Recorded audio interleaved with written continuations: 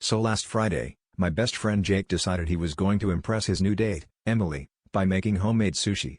Now, Jake's culinary experience starts and ends with microwaving ramen and occasionally burning toast, so I was already mildly concerned when he sent me a text asking, "Do sushi mats go in the oven or the dishwasher?" Sensing impending disaster, I volunteered to come over, partly to supervise and partly because I heard sushi and assumed there'd be leftovers. Things started out okay. Jake had watched at least one YouTube tutorial and managed to cook the rice without burning down his apartment. But then he started getting creative. He said, "You know what would really impress her?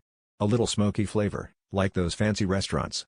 I asked him how he planned to do that, and he just winked and pulled out his roommate's old handheld torch, the kind meant for creme brulee.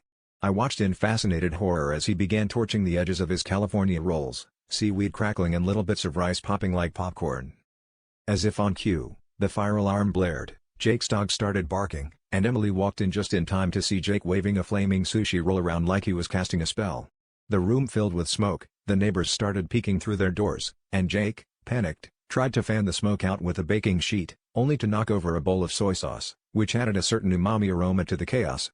Emily just stood there, wide-eyed, taking it all in like she'd stumbled into a Food Network episode directed by Michael Bay.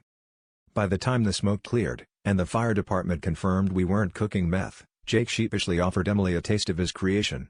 She bit in, coughed a little, and said, "Wow, I've never had sushi this bold."